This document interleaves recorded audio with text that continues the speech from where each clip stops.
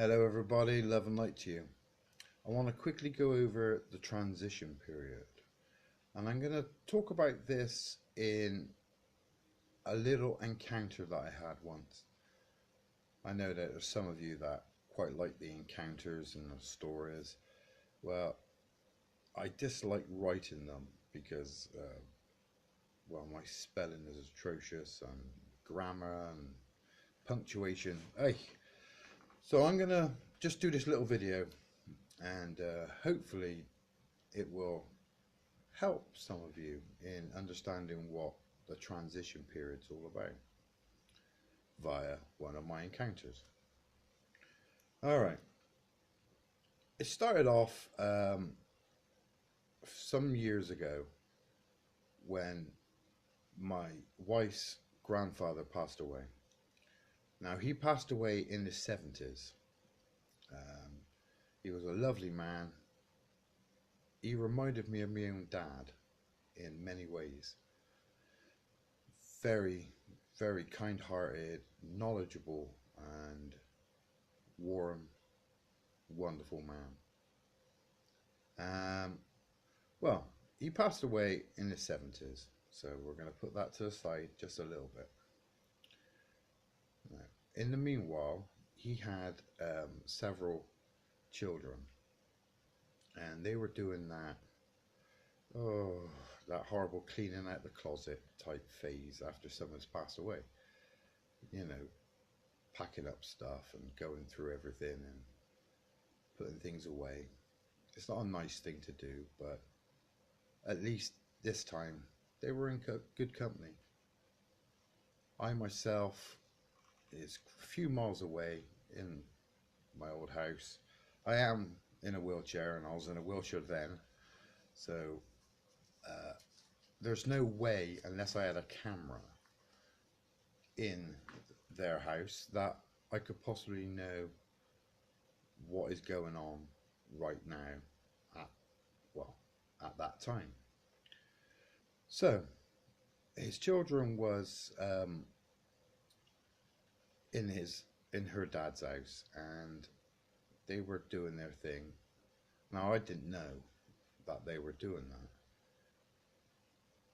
so I just went about my normal business, my normal morning duties, and I have a meditation in the morning.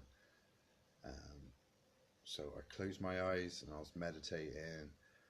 I finished that and I'm ready to rock and roll for my normal daily duties. Now, as I opened my eyes, her gramps were standing there. So I looked at him, and he was just there. He was 19 years of age, not the 70 plus years man that he died from. He was 19 years of age, just standing there in his Second World War Army uniform, big old cheeky grin on his face. It was beautiful, and I remember it fondly. So I looked at him. I said, "Hello, how are you?" I didn't know what else to say because he kind of took me by surprise a little. So I asked him how he was. He just smiled at me, but then hit me with a load of images, because a lot of people don't understand that they can't just show themselves and come back and show themselves in a forum and have a conversation like this. It takes too much energy, it takes too much power, and well, they just haven't got that. The equivalent is trying to run the whole street full of electricity, all their lights and all their electrical gadgets and chargers and what have you, from a 9-volt battery. It's just too much power. They can't do it. So often they'll either show themselves and not say anything, or show themselves and maybe give you images if you're able to receive them, or they won't show themselves at all but move things or appear in your dreams or what have you. Well, in this time, he was there in his uniform, 19 years of age, And he was giving me loads of information. Now, I thought automatically that his children were doing something that was close to him at this moment in time, because that's kind of how it works. That's the reason why he popped up and he was there, because it was beneficial for whatever activities his children was doing at that time. So I asked him, how can I help you? And he showed me these images, then just smiled and walked away and sort of faded away as he turned. Now, this was kind of lovely because, one, I thought the world of him personally. Um, Two, he was happy. Now, a lot of people would think that they'll be happy, but he was really genuinely happy, and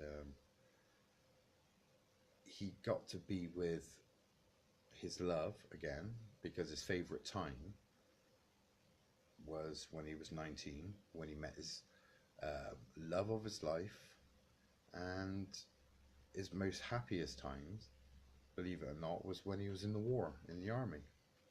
So yeah, that's really quite nice. So we're going to put that to one side. His beautiful life, his part of his life that he felt most beautiful and most happy. So we're going to put that to the side. Go back to the original. His children playing, not playing, decorating and packing things up in the house.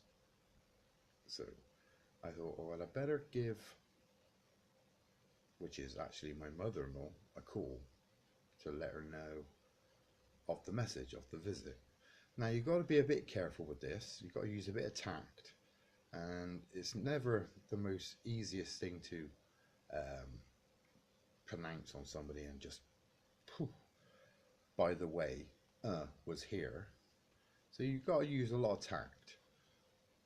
So I phoned her up and said, where are you? Are you up your dad's house? She said, yes. I thought so. She said, why?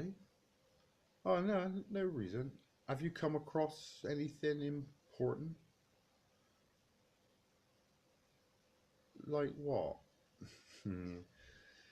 Well, this is brilliant. One of the images that he gave me was like a little video clip running across my mind.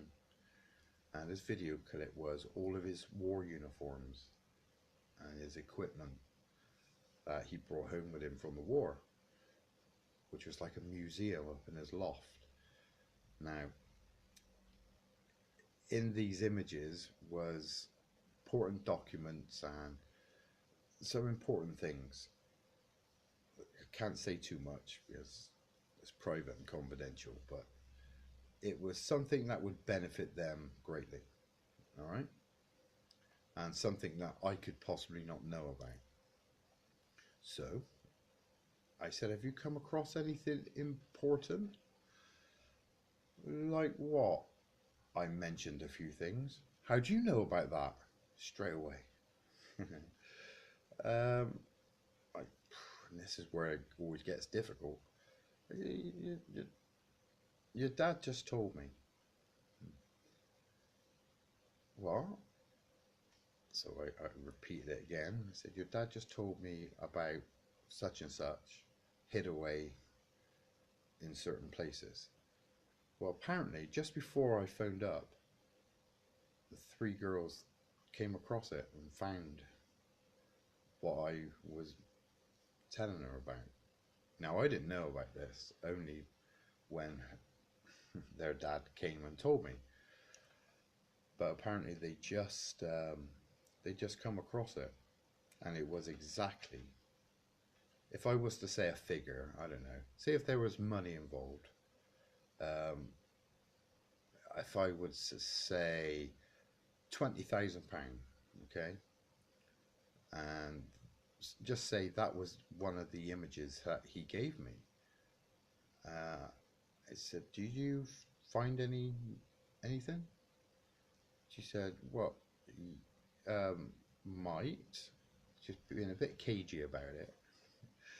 But I said, "Did you find, say, £20,000 in this uniform, that uniform, and that one?" "How did you know about that?" I repeated again, "Because your dad just told me." Well, apparently everything that their dad told me was true. Now I don't know this because I don't live where they live, and I can't get out of the house, so it's not like I've got a webcam in their bedrooms and in their, because that'll be sick and twisted and weird. I don't need a webcam. So I only can act on information that I have, right? So this was the information that was given to me. I passed it on. Everyone's happy. I got the message across. The kids got what the kids got, and that was that. So I'm going to put them both to the side. Now, go back to the transition period. Now, the transition period is when you lose your physical body. All right. So from birth, you've gone through life, and you experience things through life as you normally do, and then it comes to the point, no matter what the age is, that you lose your physical body. Right. We call it die when we die or pass away. I just think we're out looking for a new car, but that's one little thought on the matter. So he's lost his physical life, or his physical body has ceased to perform, exist. Um, so what happens then? Well, everything that he's learned, everything that he's experienced from birth up to that point, he's got with him. So his loves, his greatest moments in life, his achievements, his worries, his fears, his angers,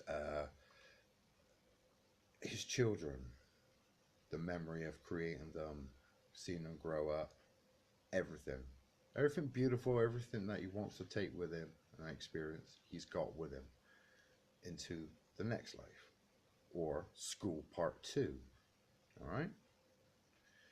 So this is where the transition period comes in. Everything that you've experienced and every emotion that you've had, you take with you to school two. Let's call it college. So he's off to college now, and he's outgrown his physical body, and he's out in the spiritual college, where he will relearn things like how to come back, uh, how to go through time travel, because time travel is not possible here with us now, not really. But when you're in energy and in spirit form, many things are possible. Okay, and they very much are possible. So he's gone for the transition period, and now he's taken all his love, all his wonderful emotions, all these great events that he's experienced in life, in his physical life. He's got that with him. Now he's got an important sort of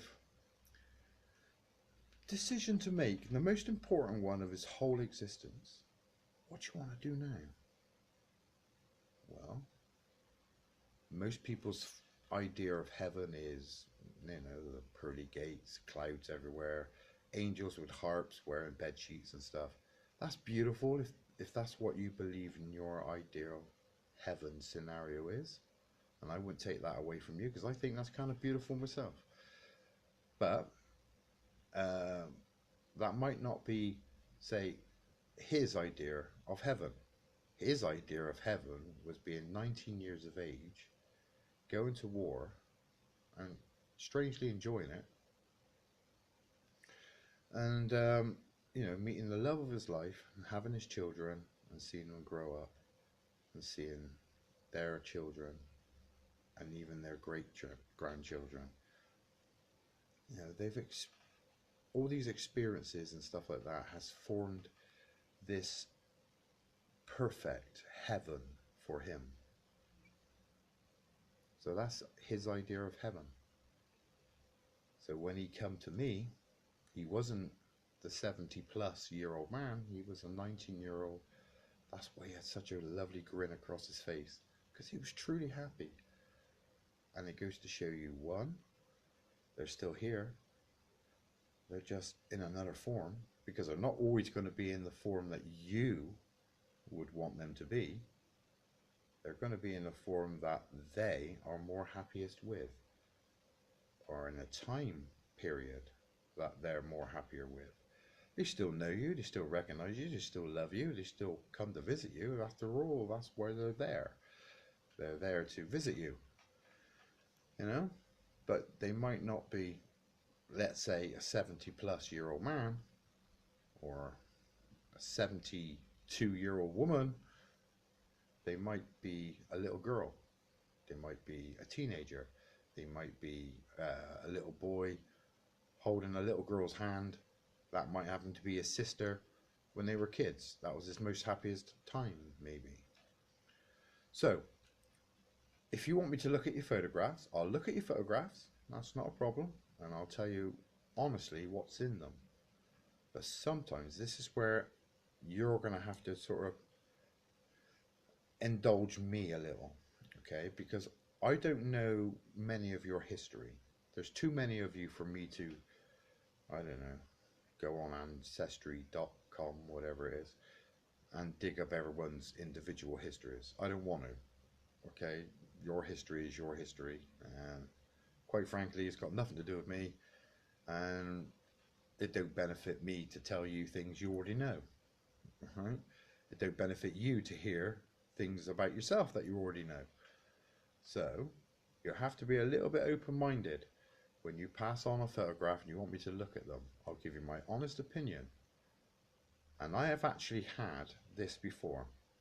I've had a young lady that sent me a picture and wanted me to tell her what's in there. Okay, I looked at one of the pictures and I saw this little boy. So I said, well, there's a little boy there.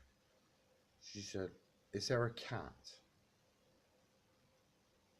No. Strangely enough, there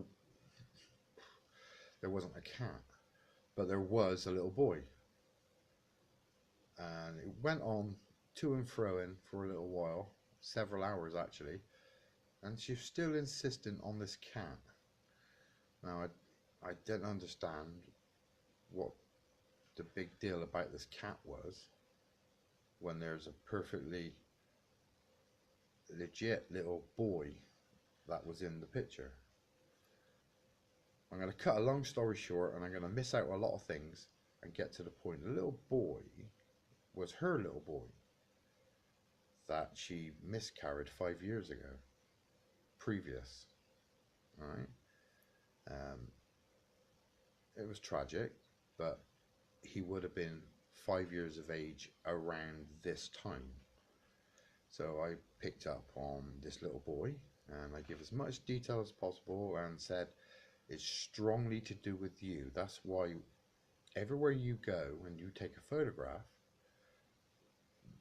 you seem to see this orb, and this little orb is their little boy that would have been 5 years of age now. She didn't understand it. No, I don't know of any little boy. And it's like, I don't want to say it's your miscarried child. It's the child that didn't make it to physical. I don't want to say that, because that sounds like I'm leading, and I don't want to lead. But she didn't understand it. So I looked at another photograph for her. I thought, I'll just let it stay there. Maybe something will pop in her head. So we went to another photograph, and it was a young lady there. Okay, this young lady would have been about 17, 18 years of age. Okay, round about in the 50s. She would have been 17, 18. She was dressed in sort of 50s style.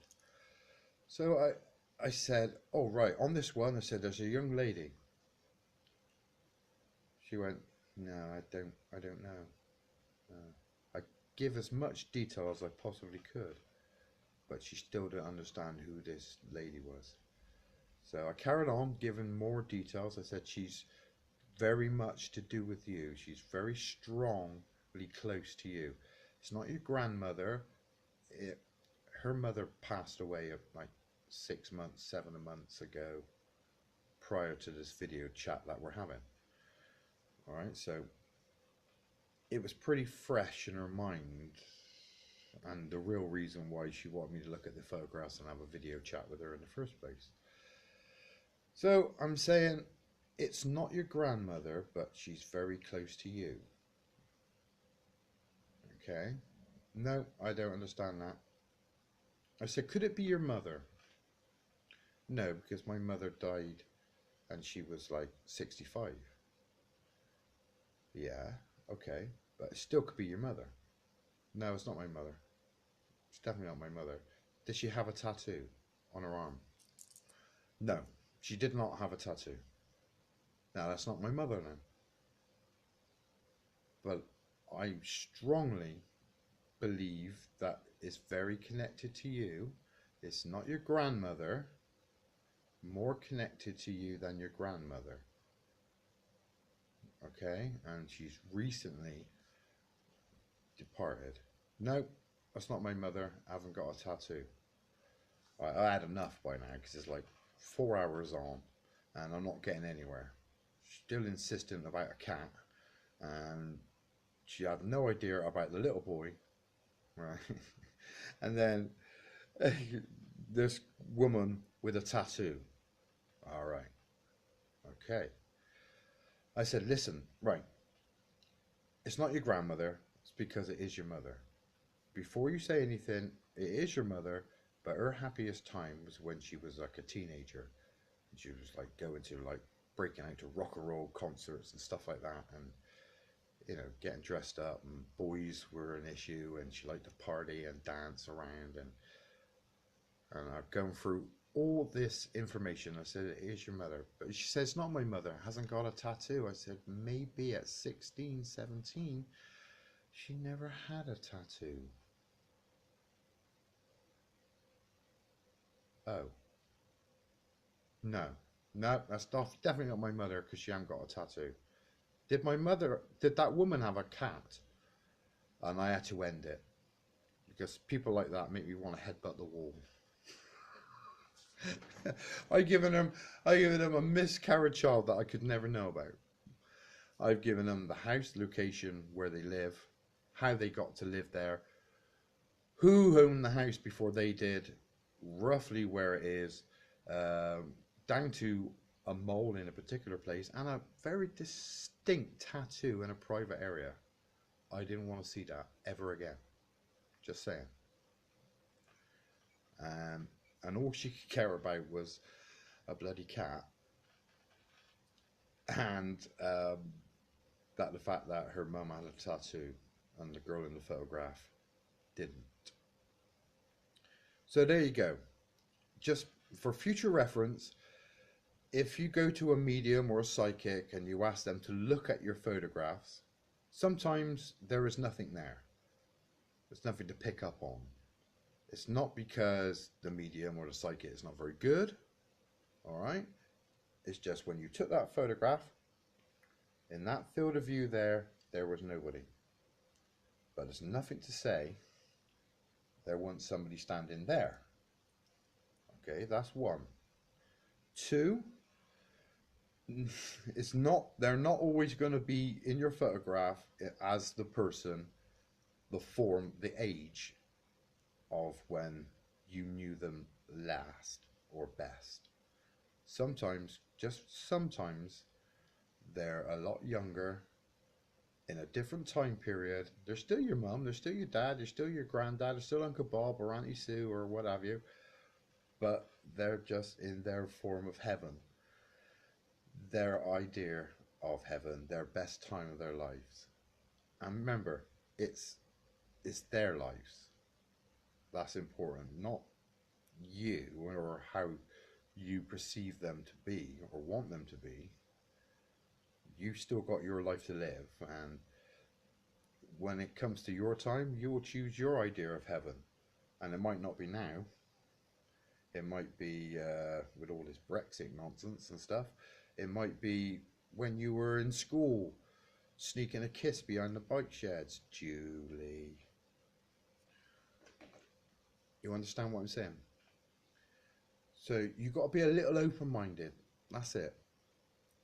Now, her Gramps, he knew exactly what his idea of heaven was.